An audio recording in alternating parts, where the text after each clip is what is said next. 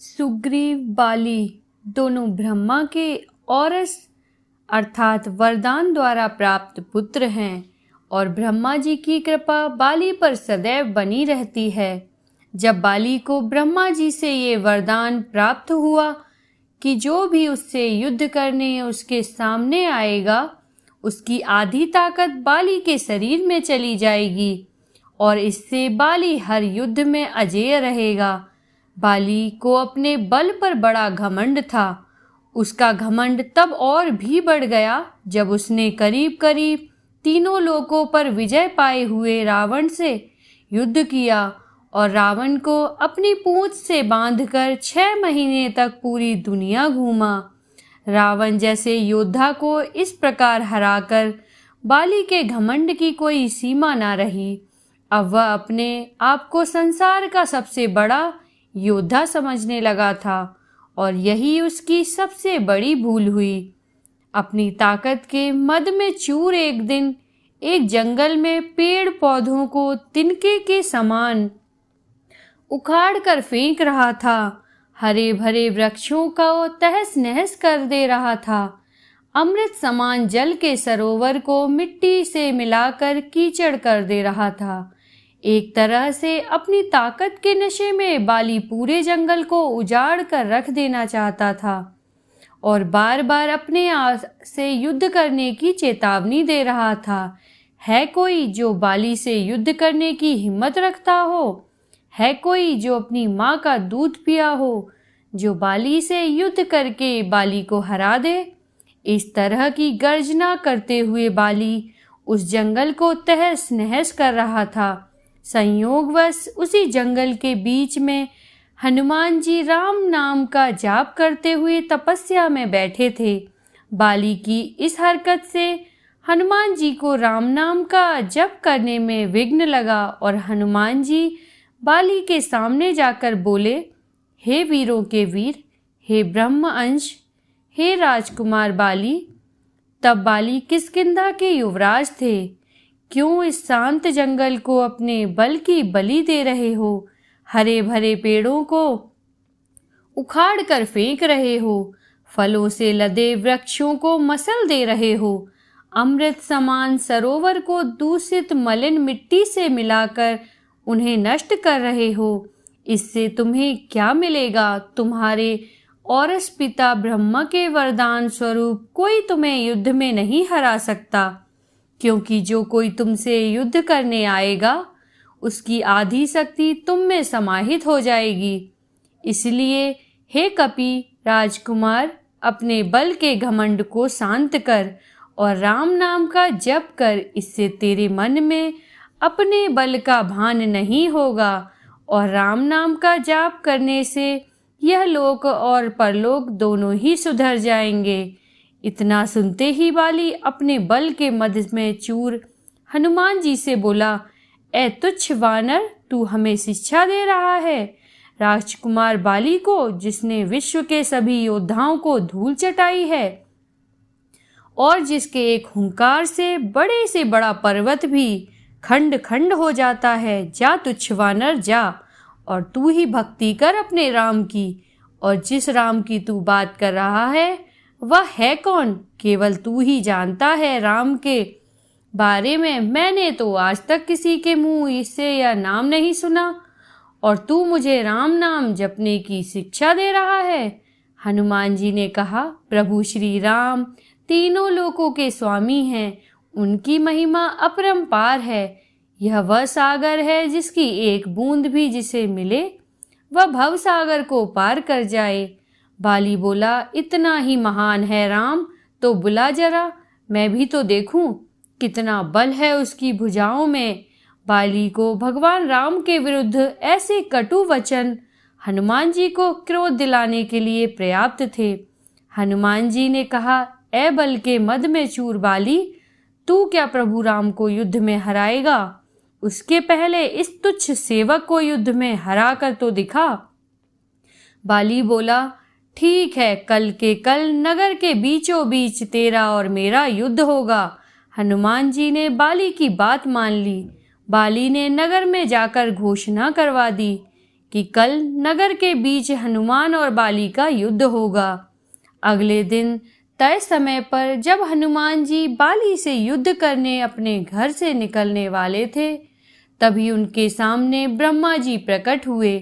हनुमान जी ने ब्रह्मा जी को प्रणाम किया और बोले, हे जगत पिता, आज मुझ जैसे एक वानर के घर आपके पधारने का कारण अवश्य ही कुछ विशेष होगा। ब्रह्मा जी बोले, हे अंजनी सुत, हे शिवांश, हे पवन पुत्र, हे राम भक्त हनुमान, मेरे पुत्र बाली को उसकी उद्दंडता के लिए क्षमा कर दो और युद्ध के लिए ना जाओ। हनुमान जी ने कहा, प्रभु, बाली ने मेरे बारे में कहा होता तो मैं उसे क्षमा कर देता, परंतु उसने मेरे आराध्य श्री राम के बारे में कहा है, जिसे मैं सहन नहीं कर सकता। बाली ने मुझे युद्ध के लिए चुनौती दी है, जिसे मुझे स्वीकार करना ही होगा, अन्यथा सारे विश्व में यह बात कही जाएगी कि हनुमान कायर है, जो ललकारने पर युद्ध करने इसलिए नहीं जाता है क्योंकि एक बलवान योद्धा उसे ललकार रहा है। तब कुछ सोचकर ब्रह्मा जी ने कहा, ठीक है हनुमान जी, पर आप अपने साथ अपनी समस्त शक्तियों को ना लेकर जाएं, केवल 10वां भाग का बल लेकर जाएं। बाकी बल को योग द्वारा अपने आराध्य के चरणों में रख दें तथा युद्ध से आने के उपरांत फिर से उसे ग्रहण कर लें। हनुमान जी ने ब्रह्मा जी का मान रखते हुए वैसा ही किया और बाली से युद्ध करने घर से निकल गए। बाली ने नगर के बीच में एक जगह को अखाड़े में बदल दिया था और हनुमान जी से युद्ध करने को व्याकुल होकर बार बार हनुमान जी को ललकार रहा था। पूरा नगर इस अद्भुत और 2 महायोद्धाओं के बीच के युद्ध को देखने के लिए जमा था। हनुमान जी जैसे ही इस युद्ध स्थल पर पहुंचे, बाली ने हनुमान को अखाड़े में आने के लिए ललकारा। ललकार सुनकर जैसे ही हनुमान जी ने एक पांव अखाड़े में रखा, उनकी आधी शक्ति बाली में चली गई। बाली में जैसे ही हनुमान जी की आधी शक्ति समाई, बाली के शरीर में बदलाव आने लगा। उसके शरीर में ताकत का सैलाब आ गया। बाली का शरीर बल के प्रभाव में फूलने लगा। उसका शरीर फटकर खून निकलने लगा। बाली कुछ समझ नहीं पा रहा था। तभी ब्रह्मा जी बाली के पास प्रकट हुए और बाली को कहा, पुत्र, जितना जल्दी हो सके यहाँ से दूर, अति दूर चले जाओ। बाली को इस समय कुछ समझ नहीं आ रहा था। उसने ब्रह्मा जी की बात को सुना और सरपट दौड़ लगा दी। 100 मील से ज़्यादा दौड़ने के बाद बाली थक कर गिर गया। कुछ देर बाद जब उसे होश आया तो अपने सामने ब्रह्मा जी को देखकर बोला, यह सब क्या है? हनुमान से युद्ध करने से पहले मेरे शरीर का फटने की हद तक फूलना, फिर आपका वहाँ अचानक आना और यह कहना कि वहाँ से जितना दूर हो सके चले जाओ, मुझे कुछ समझ नहीं आया। ब्रह्मा जी बोले, पुत्र, जब तुम्हारे सामने हनुमान जी आए तो उनका आधा बल तुम में समा गया, तब तुम्हें कैसा लगा? बाली बोला, मुझे ऐसा लगा जैसे मेरे शरीर में शक्ति की सागर लहरें ले रहा है।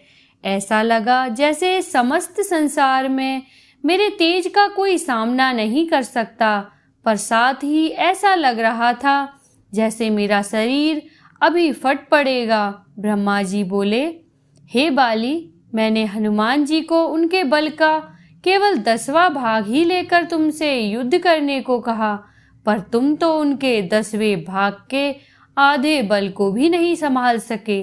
सोचो, यदि हनुमान जी अपने समस्त बल के साथ तुमसे युद्ध करने आते तो उनके आधे बल से तुम उसी समय फट जाते जब वे तुमसे युद्ध करने को घर से निकलते। इतना सुनकर बाली पसीना पसीना हो गया और कुछ देर बाद सोचकर बोला, प्रभु, यदि हनुमान जी के पास इतनी शक्तियां हैं तो वह इसका उपयोग कहाँ करेंगे? ब्रह्मा जी ने कहा, हनुमान जी कभी भी अपने पूरे बल का प्रयोग नहीं कर पाएंगे, क्योंकि यह पूरी सृष्टि भी उनके बल के 10वें भाग को भी नहीं सह सकती। यह सुनकर बाली ने वहीं से हनुमान जी को दंडवत प्रणाम किया और बोला, जो हनुमान जी जिनके पास अथाह बल होते हुए भी शांत और राम भजन गाते रहते हैं, और एक मैं हूँ जो उनके एक बाल के बराबर भी नहीं हूँ और उनको ललकार रहा था, मुझे क्षमा करें। आत्मग्लानि से भरकर बाली ने राम भगवान का तप किया और अपने मोक्ष का मार्ग उन्हीं से प्राप्त किया। जय बजरंगबली।